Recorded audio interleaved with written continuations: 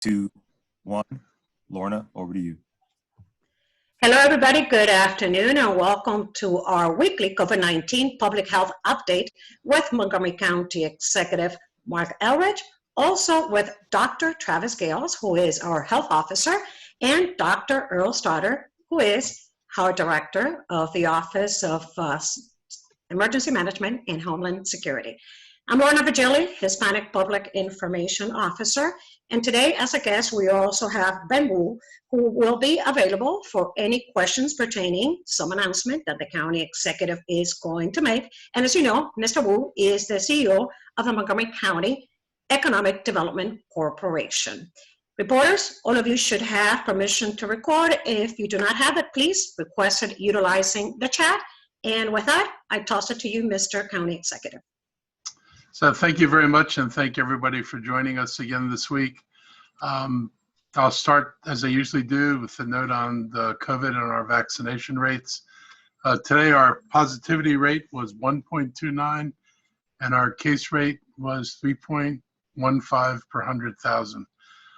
We've seen our hospitalization utilization rates fall, as well as deaths. However, sadly, we're at 1,490 Montgomery County residents who have died from this virus.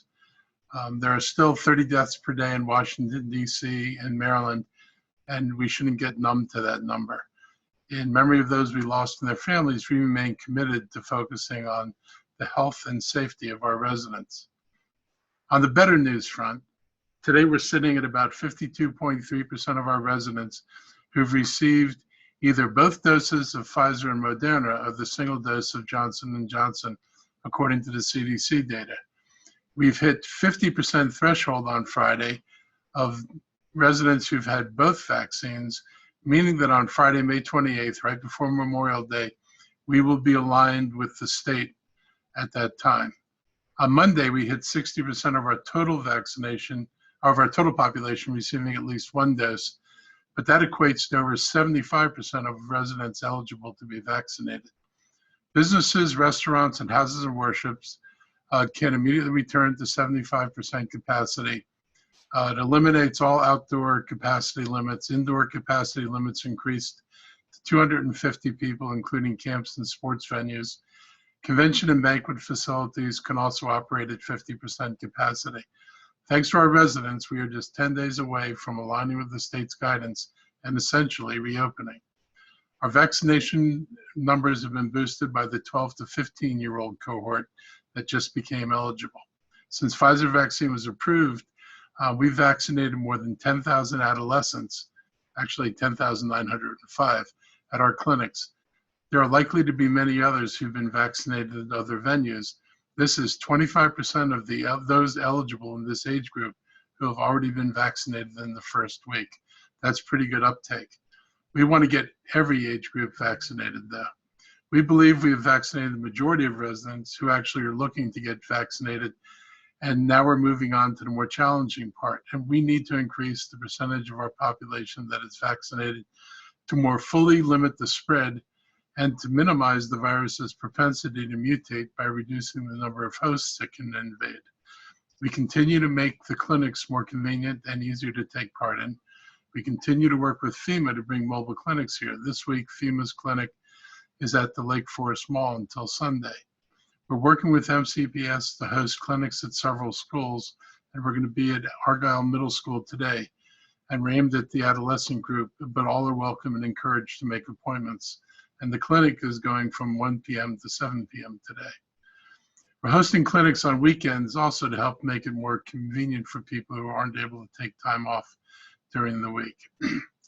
And in the end, we still need the public's help. We really need everybody in this community who's been vaccinated to be an ambassador and help us reach as many residents as possible with the message that vaccines are safe and effective. There's probably no better person to hear that from than one of somebody's neighbor in the community telling them that they got the vaccine and they're safer and they're fine. So we're asking people to help other people find their way to getting vaccinated. You can visit our vaccine website at www.govaxmoco.com for information on where vaccines are available, and you can make your own appointment. Again, you don't need to pre-register anymore. You can go straight to making appointments. I'll talk a little bit about masking confusion. We've noticed that many in our community and frankly across the country are a tad confused by the CDC guidelines. And many are thinking that there's not a need to wear masks anymore. So Dr. Fauci spoke about this, I guess, late yesterday, early today, and he noted that their guidance is being wrongly interpreted. He said there wasn't a general lifting of guidance on wearing masks. They just clarified that individuals who are vaccinated are safe not to wear masks indoors. That is not the same as saying you shouldn't. It's just stating what we know is that if you're vaccinated, you're actually safe to do this. But if you're not vaccinated, you must continue to wear masks indoors because conditions have not improved to the point that it would be safe to not wear masks indoors. This problem has been created because there's no way to check whether or not people are being vaccinated. This distinction is not enforceable unless we have a way of knowing who in a room is vaccinated and who isn't vaccinated. And if unvaccinated people do not wear masks indoors, they put themselves at risk, and they also put others at greater risk.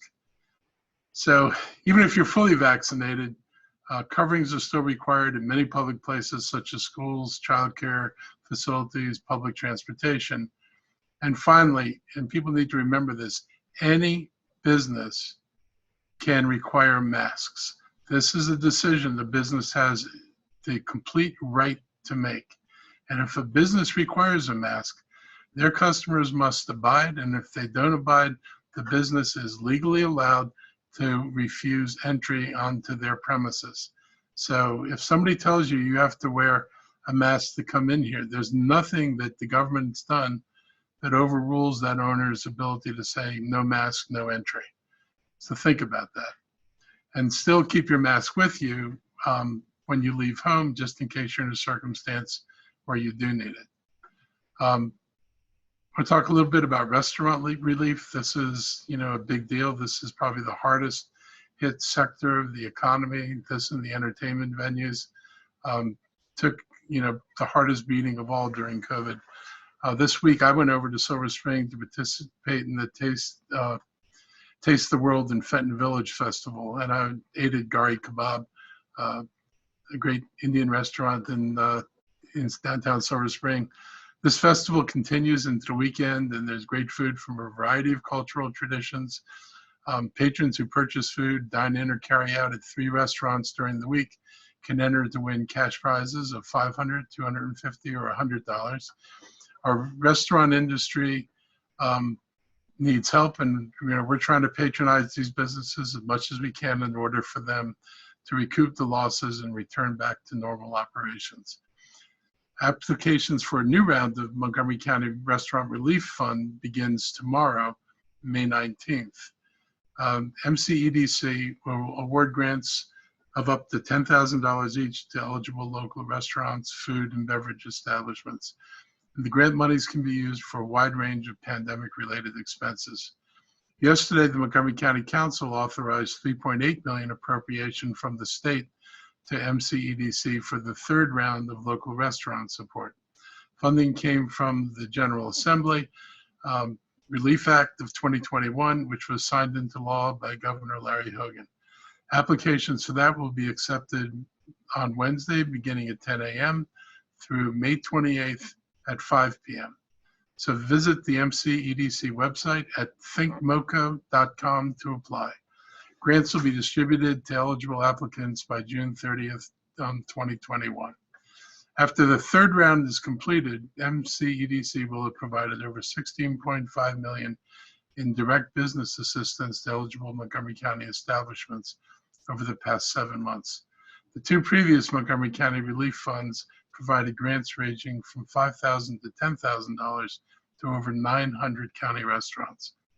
We're prioritizing outreach to economically disadvantaged businesses, small, women, and minority-owned businesses. Eligible restaurants are also encouraged to apply for federal U.S. Small Business Administration Restaurant Revitalization Fund, which launched their program on May 3rd. The federal application and details can be found on the Small Business Administration website. On the topic of housing and rental evictions, Governor Hogan this week announced an additional almost $193 million in funding has been awarded to local governments and service providers. $28 million of this fund is coming to Montgomery County. More than 4,300 households received support in round 1 and round 2. Last month we released round 3, 59 million more, and have currently over 4,500 applicants for that relief. So this 28 million will come on top of the 59 million. Also, we're expecting to receive another $33 million from the American Rescue Plan funds for rental relief. So if we can get this message out to tenants and get them to apply, and if landlords will work with their tenants to get them to apply, we think we can go a long way to forestalling some of the evictions that all of us are so very worried about. As I mentioned last week, we have to do everything in our power to stop the evictions. We've petitioned the governor, along with other jurisdictions and the Attorney General, to extend the executive order protecting tenants for failure to pay rent actions, to allow time for rental assistance processing, and to extend the protection to tenant holdover actions. I want to emphasize that even as COVID winds itself down, it is likely that all businesses are not going to resume operations immediately. Some are going to be closed forever, and some are going to be delayed reopening. We know that people have a reluctance to going indoors. That's still evident when you go out. And until people are fully comfortable, many restaurants and other small businesses will not be fully operational, which means they probably won't be bringing back all their staff. And I say all that to point out that that means that unemployment may well extend beyond what we consider might be the end of COVID. And so we need rent relief that extends beyond the end of COVID to allow businesses to reopen and give them time to hire back people so they can go to work. I'm not confident that the state's eviction moratorium will be extended. I hope it is. It's critical over the next few weeks that we increase our asks of the governor and the state to extend the moratorium. The federal program was dealt a blow by a judge that ruled that the federal protection could not be enforced. That is in court on appeal by the federal government. But frankly, if that appeal is not withheld, if that appeal is not supported by the court, we're concerned what that will mean, because this was a more direct way of helping tenants get protection. We're hoping that the Biden administration will issue another order through a department that has jurisdiction, because the ruling was based on their interpretation that the CDC didn't have jurisdiction to make that ruling. So we're hoping that if the administration can't get the decision overturned, that they'll offer the same protections through a different agency that does have authority. It doesn't make sense for landlords to kick tenants out before they're given enough time to get back on their feet. It's going to create a lot of vacancies, and you're going to have a lot of tenants who've been kicked out of one apartment building for the inability to pay rent who will be looking to come into another apartment building, and landlords will be needing tenants, and very likely much of the applicant pool is going to be people who've been vacated from another building. So we're hoping that everybody can maintain some patience while we sort all this out and while we get more funds from the state and federal government to help people be able to pay their rents. We know this eviction process is incredibly intimidating and confusing to residents. We also know that when tenants do show up for their court hearings, that about 90% of them get some relief. Our concern is that many tenants are not showing up. In fact, about 20% of the cases that have been called, tenants attended. Now, it's better than the historical level of only 3%, but if 20% are attending, that means 80% are not attending. And if you're a tenant and you don't show up, the landlord gets summary judgment to move toward eviction. So this is a problem. There is an opportunity for tenants to get protection and we're encouraging tenants to seek that protection. I've reached out to both the sheriffs and the courts to see if we can get help with renter resources, so we can get the notification out to tenants of what their options are and what resources there are for getting support for back rent. I'm glad to see our efforts are making progress, but we still need to do more to get this message out. And tonight I'll be joining Council President at the Montgomery County Rental Alliance virtual town hall. I hope renters in Montgomery County can tune in this evening at 7 p.m. So now I'd like to turn this over to Dr. Gayles and Dr. Stoddard for their updates. And of course, open for questions when this is over. Good afternoon, everybody, and happy Wednesday. I actually don't have a ton of updates to report beyond what the county executive has mentioned so far. He has highlighted where we stand in terms of community transmission. Our numbers have continued to improve. Where we do have a test positivity that's below 1.5%. Our case rate remains at, I think it's like 3.1 cases per 100,000. And we're starting to see a daily case report that has dropped to the 30 to 40 range. And we've even seen some days where there have been lower numbers reported than that. We continue to be vigilant, however, because we do know that there are variant strains that are out there. And while we certainly do celebrate, if you will, getting to a point where we can say that over 60% of our residents have received at least one dose, and 50%, and that number continues to climb in terms of our residents being fully vaccinated. We want that number to be even higher. So we don't consider this let's stop, spike the football, we're done with this. We still have a tremendous amount of work to do in making sure that every resident in Montgomery County who wants a vaccine has the opportunity to get that, because as has been demonstrated throughout the pandemic, our residents have been committed and focused to the public health guidance and recommendations that we've put forward. So we will continue to work with our community partners to extend and explore new ways to provide penetration within those communities where we have seen lower uptake so far. And we are excited that we have seen opportunities for young people to be able to get, young people being 12 to 15, to be eligible for the vaccine. As the county executive mentioned, we have vaccinated just alone the county apparatus well over 10,000 young people. I think actually over 12,000 young folks 12 to 15 have been vaccinated by the county apparatus, which represents over 25% of that population. So we're going to continue to encourage folks to get vaccinated, provide opportunities for them to get vaccinated, and to support our community partners and private providers in extending those opportunities. Now, we do recognize, as the county executive mentioned, and I'm sure there will be questions in the Q&A platform, that there has been some questions about mask guidance and so forth. We continue to support the notion that masks are effective tools at preventing transmission of COVID-19, particularly for those who have been unvaccinated.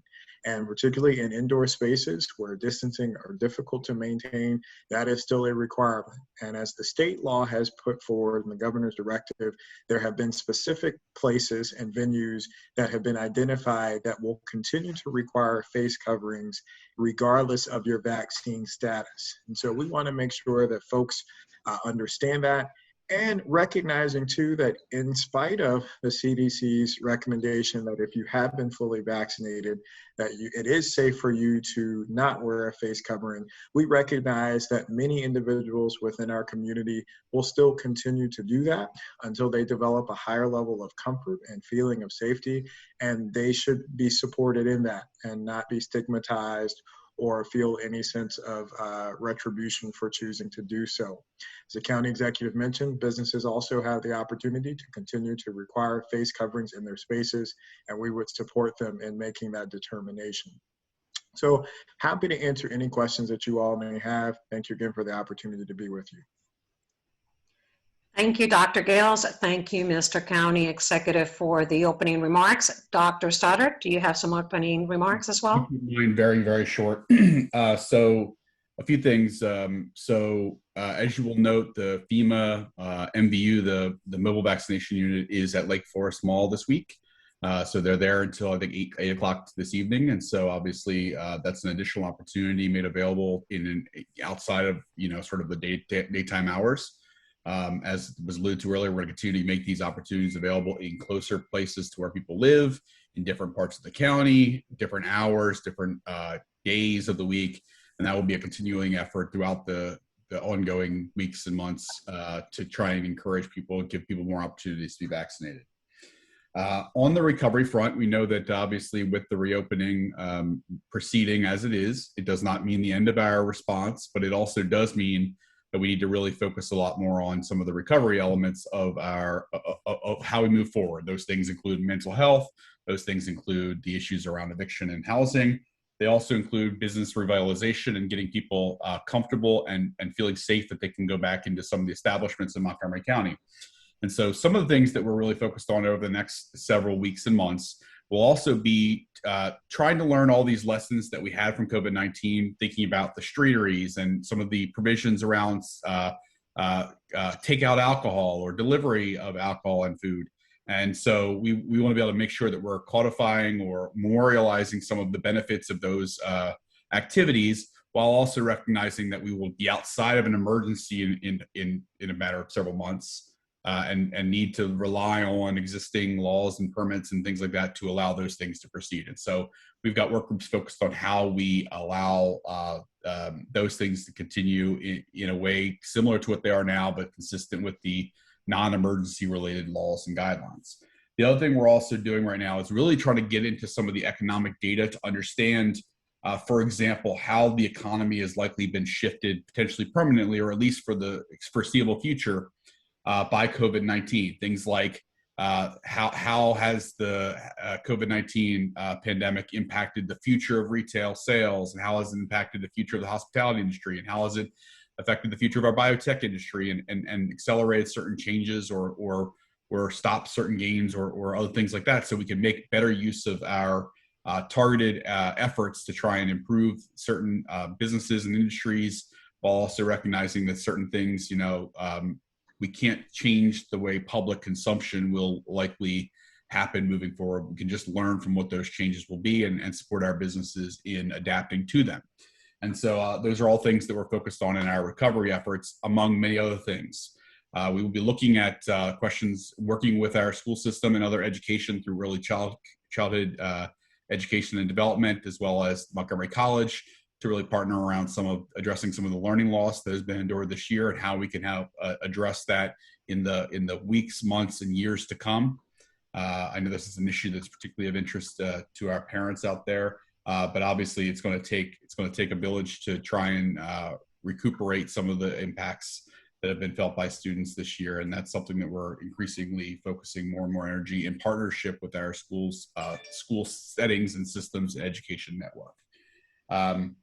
I think that's all I wanted to add for today, and I think that will get us to our questions. Thank you, Dr. Stoddard, and let's get started with the questions. First one is coming from Corey Smith, NBC4, and I believe he might have questions for Dr. Gayles and or the county executive. Corey. Good afternoon, everybody. Yeah, this is for anybody who wants to answer. As you all may know, some local school districts, due to the change in mask guidance, have allowed students to decide whether or not they want to wear their masks outside during recess. There's also an impact in terms of the mask guidance changing on graduations. Actually, Montgomery County Public Schools just sent out an alert that their graduation season will start on June 2nd. Graduations will be held on campus. What guidance, if any, what discussions have you all had with the school system about the new mask guidance and any impact it could have on the rest of this school year, looking at areas like recess and graduation, and then moving ahead into next school year, when obviously we'll have even more people vaccinated and mask guidance may have changed again? I can take a stab at it. Thank you, Corey, for your question. So the guidelines that you referenced in terms of face covering requirements in school settings, whether they are indoor or outdoor in the type of activity, have been determined by the state. And so the state has put in parameters and requirements for individual students and staff to continue to wear face coverings when in the school setting. And as it relates to outdoor, there is specific language related to that in the state statute. So this is an example where we are following the state guidelines as it relates, and as the county executive referenced, that there are a number of venues that are still subject to face covering requirements as laid out by the governor's directive, including school settings. Now, as it continues to move forward, as it relates to graduation and those types of things, I think, you know, our policy that we put forward is still requiring individuals who are unvaccinated to wear face coverings in indoor settings. I suspect we will continue to have conversations with our colleagues at MCPS about developing and implementing any further safety parameters to help guide them in terms of making sure that their events are successful, that they meet the standards as set forward by the local jurisdiction as well as the state, and are done in a way that's safe and allows everyone to enjoy it as much as possible. And as it relates to the fall, I think the only thing I would add is that we, you know, obviously we're going to follow the whatever guidance is there in terms of the state. But I would just note that the Pfizer vaccine, which seems to be moving the fastest through the process of doing testing and ultimately of seeking approval for younger and younger populations, I believe they've largely said that they will not be ready to vaccinate. I think the next group will be 2 to 11 that the vaccine is going to be used for, or actually maybe 5 to 11, I think is the next group, and then there's a 2 to 5. So 5 to 11 is what they're testing right now, and they had indicated they may seek approval for that in the fall, is what they defined as. I think it's August, September timeframe. So obviously that will greatly impact the younger and younger populations within both the private and the public school systems. And so I don't think at this point we have any, real way to predict what the mask guidance will be when it comes to next fall. But obviously I think our intention right now is to be in line with the state of Maryland and really whatever is required for those settings by the state, whether it be the governor of the Maryland Department of Health or Maryland State Department of Education. Thank you, Corey. The next question comes from Jordan Lindsay, my MCM, and it is for the county executive. Hi, good afternoon, and thank you for hosting this. And it's actually for anybody else who wants to answer. I know you touched on this, but can you elaborate what the county will look like on May 28th when it enters into phase 3 of reopening? What will it take to maintain that? And what's the next step after that? I think we'll look pretty open. You'll be able to do most of the things, all the things you were doing before. What will it take to retain that? No variants that are more infectious than what we're dealing with right now. No variants that start spreading through the community or infecting people who've already been vaccinated or who've had COVID before. I think that just because we're getting better doesn't mean we're done with this. And I think, Dr. Gayles made the point, we have to continue to be vigilant because as we've seen around the world, the virus can take on different faces. And it's certainly what's happening in India has been really alarming. And Europe went through a period of totally alarming number of cases, and Brazil has gone through it. So we know the damage that this can do. So I don't take the approach that this is one and done. It's like we push this back. This is not going to be a total victory. This is not going to eradicate the virus from the human condition. And so we're going to have to make sure that we monitor what it does and make sure we have responses that are appropriate. But I'm hoping if the worst things don't pan out and everything stays on track the way we are now, that things look more and more normal as we move forward. I mean, a big thing is just people's willingness to come indoors. I mean, I was at a restaurant, like I said the other night. There were 8 people dining indoors that night. They could have seated far more than that, with masks and safe distancing, and people just aren't coming in. And I get the reluctance. So I think it's going to be a while before people feel comfortable in indoor spaces, and particularly in stores. I know people who've said that if they see people walking around without masks on in a store, they're just turning around and going out. So, I think it's going to take a while for us all to adjust. This has been traumatizing for people. this is, people talk about the damage this virus has done psychologically. I think it's done a fair amount of damage psychologically in terms of people's comfort levels and how they move about the community. So I think adjustment's going to take a while. Thank you. I would just add one thing to what the county executive mentioned. One effective tool that will also help us continue to be safer is for folks to continue to get vaccinated. So for the folks at home who have not been vaccinated, for whatever reason, if you have some hesitancy, I'd be happy to address your questions. But the higher percentage of folks that we have covered with the vaccine, whether we achieve herd immunity or not, whatever that magical number is, gives us a greater sense that we have more folks protected within our community, which decreases the risk of a potential another wave of cases that we could see in those who've been unvaccinated, and gives us a greater sense of comfort that by reopening, we won't be hit by another wave and have to walk back any of those provisions that we've put forward. Thank you. Thank you, Jordan. Next question is coming from Randy Bass, WDVM, and it's for all officials. Good afternoon. Thanks for having me on the briefing. A question about reporting of data in the 12 to 15-year-old age group. Is that age group also included in the statewide system? I think in the past I've heard you refer to it as IMUNET, that tracks vaccination data between counties in the state and throughout different venues of vaccination in the county. You've said around 10,000 or plus teens and tweens have got their vaccine this past week through county vaccination clinics. Is there a delay in getting the numbers on kids vaccinated through other venues and also including them in that total? Is there a reason why we don't have the full count on that age group? So that number is pulled from IMUNET. Folks are required to upload their information to the IMUNET system within 24 hours. So there is probably about a 24-hour delay up to a 24-hour delay from when someone is administered a vaccine and when it hits within the system.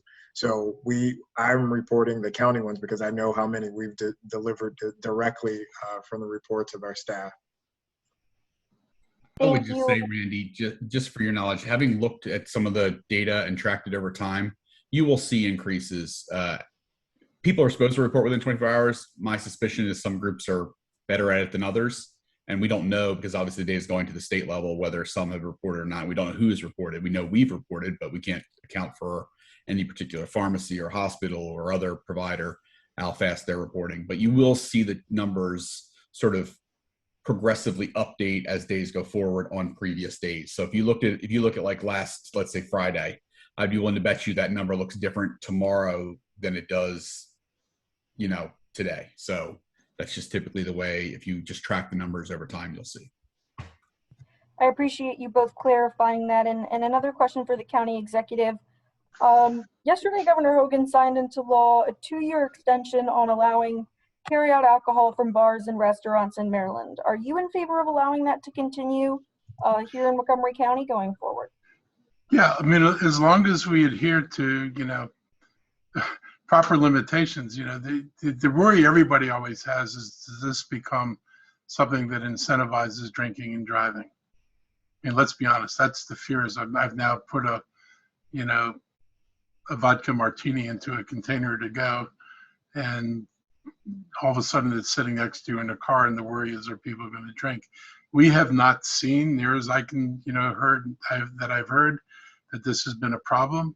I hope that, this is one of those things where people realize that the price of, our lightening up on some traditional restrictions is that everybody has to behave in a way that doesn't require us to have these restrictions. So I'm happy to see this going forward. It was good for the restaurants to be able to do this. I anticipate it'll continue to be good for a restaurant to be able to do this. So I hope this can work for a couple of years and maybe it becomes permanent after that. Thank you all, appreciate it. Thank you, Randy. Next question comes from Steve Bonnell from Bethesda Beat, and it is for the county executive. Good afternoon, County Executive. You just mentioned a stat earlier that only 20% of in cases tenants show up to their eviction hearings. It's kind of a two-pronged question here. Just curious where that number's coming from, and then also just kind of your understanding why that is. I know you said it was getting better, but obviously 80% of people not showing up to kind of make their case when they might be thrown out of the street is kind of an interesting thing. So the statistics coming from folks who've been observing the courtroom and looking at how many cases are called and how many times tenants respond. So it's informal, but it's the information we've gotten. There are a couple of community groups, or what's the right word for them? Nonprofit groups that have been there to help tenants and are kind of monitoring the court proceedings. Look, the problem is most people who are dealing with landlords surrender. The truth is that over time, people are used to not winning, and a lot of people probably don't know that, the governor, that the state, and at one point the federal government had restrictions on evictions. There are a lot of folks who aren't tuned in to news at that level and may not think it applies to them. So 20% is almost 7 times the rate that was normal in the county, but it still means that 80% are getting lost. So we're, doubling down on our messaging. We're using all our nonprofit partners to get to the diverse communities out there. The defense, if you bring the documentation you need, is pretty straightforward. You demonstrate that you're out of work because of COVID. It's the federal government was a little bit simpler, but either one of them would get people to the point that they could get protections for a longer period of time. So we're going to continue to try to keep that message, because we're going to have a real problem if 80% of the tenants who could get evicted. It's going to be really difficult to figure out where they go. And like I said before, landlords are going to have a hard time finding somebody to fill their vacancies who isn't somebody who was evicted from some other apartment building. And kind of follow up, you mentioned, I think it was, a lot of numbers, but there's 30 million or maybe more than that or less coming in to help with evictions. Do you think that's enough, just tracking, all the money you've been doling out since the beginning of all this, that's going to make a dent? Well, look, if I take the 58, the 28, and the 33, I'm around the $110 million. That doesn't count the money we gave out in the first 2 rounds. So I don't think it's insubstantial. I think it'll certainly make a serious dent in the problem. We're hoping, and some landlords have done this, they're willing to forbear some part of the rent, that, if our assistance, I think, is limited to $1,000 a month, $1,000 a month, including, for back rent, is better than nothing a month for back rent. And, we're asking that, people, that in exchange for the money, that people don't get evicted. I think we can help the businesses and the landlords make up for money they've lost if they're willing to work with the tenants to get access to the money we have.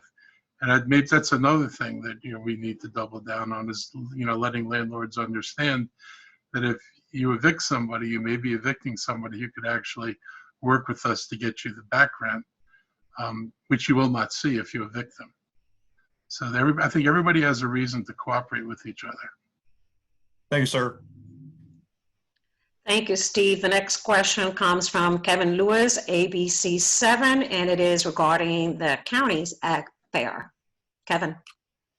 Hi there. Yeah, so as we look ahead to the summer months, what is the game plan for the ag fair? I think I had seen somewhere earlier in the week that goal is to have an ag fair that looked like it did before COVID.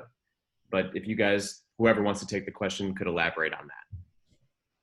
Yeah, Mr. Spurchek, the executive director of the Montgomery County Agricultural Fair, did submit a COVID plan on Monday. We're in the process of reviewing it, but generally speaking, because we will be, obviously it's scheduled for mid-August, I believe the 13th through the 21st, 13th to the 21st, that's correct. They're gonna have procedures in place to make it safer, but obviously we won't have any capacity restrictions, required upon them, but they intend to follow some basic safety procedures to allow the event to proceed. And so Without having, reviewed the plan all the way, we have a group that's focused on that. I don't know if there's any specific changes that we're going to request, but I see no reason why the event won't proceed at very similar to what it was before COVID. And so, not to put you on the spot at all, but it doesn't sound like there's any changes that come straight to mind. I think of like the carnival rides where you're in those like tiny confined, cages with someone else. No word if those rides would be under certain rules or anything of the sort, but there would be, the thought is, some kind of safety mechanisms in place. Yeah, their plan's about 10 pages long. It just goes over some major activities and obviously they'll do wipe downs and things like that to keep the surfaces clean, but I don't expect there'll be some significant restrictions on those. Obviously, I think 95% of the event is outdoors, which obviously is great. I think only about 5% occurs indoors in any way. And so obviously that makes it substantially safer. And obviously, I don't expect there to be any significant limitations on the number of people they can have at the event on any particular kinds of activities. Just on the topic of summer events, has Montgomery County discussed its plans for 4th of July and fireworks displays? It's in the early stages, but the plan is to, I think the current intention is to have fireworks displays as we have in the past, but I know the Department of Recreation is working on those since they do a large portion of the planning. I know obviously our municipal partners do as well. And we've shared with them that we don't expect that they're going to have any significant limitations, but obviously the planning process is ongoing. I don't think we have anything finalized at this point, but from the perspective, certainly from my perspective, I don't think that there's going to be any public health limitations that are going to preclude them from having them. Appreciate it. Thank you. Thank you, Kevin. Next question comes from Caitlin Peets, Bethesda Beat, and she says, it's a quick question for you, Dr. Gayles. Hi, I was just thinking, Dr. Gayles, when you said, as we are making progress in vaccinations, there's still some concern about variant strains and things like that. If I'm remembering right, at some point, months ago, you had given us an update with how prevalent those strains were in the community. Is that still, am I remembering right? And is that still information that you're tracking that you could give an update on? Hi, Caitlin. Thank you for your question, and you are correct. We do track them. The state probably has the best, most up-to-date information on the variants, and I do believe that information is shared on their public-facing dashboard. We do get updates, however, in terms of when cases are sequenced and reported, and we do have, I believe we've noticed before, but we do have seen cases of all of the most concerning variants that have been reported throughout the recent history, including, and I'll use the geographic names, although they encourage us not to, the New York variants, the California variants, Brazil, South African variants, as well as the UK variant, and we have had some reports of potential variants related to the Indian variant strains that have been reported in the last few weeks.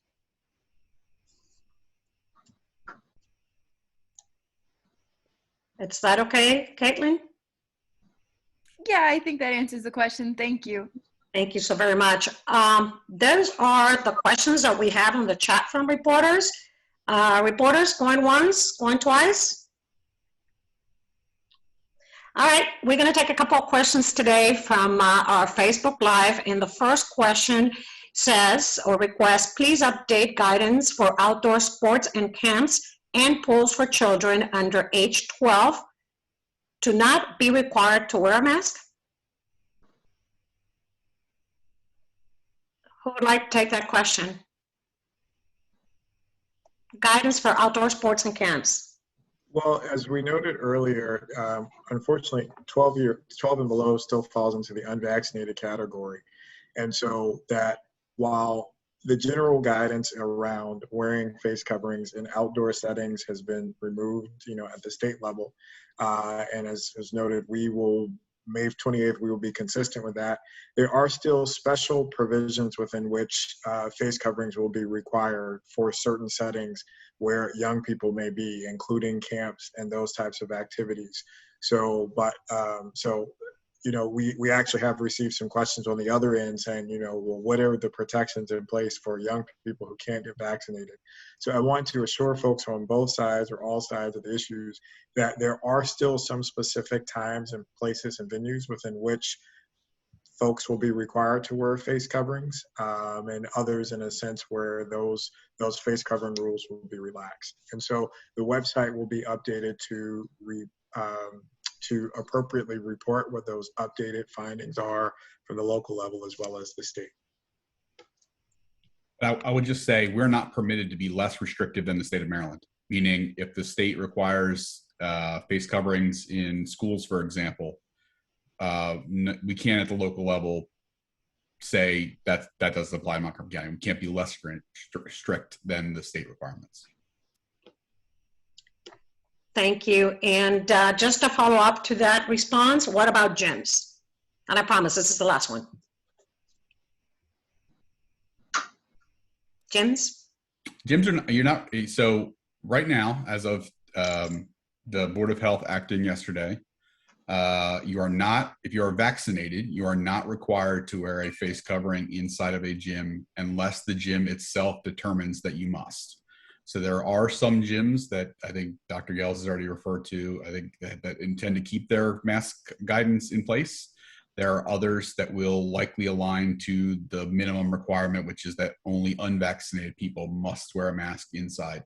And so I think it will vary gym by gym in the county. And I think one of the things we would tell you is bring your mask with you when you're out and about, even if you're vaccinated, because it's likely that some establishments, retail, restaurants, fitness centers will still require those to be worn.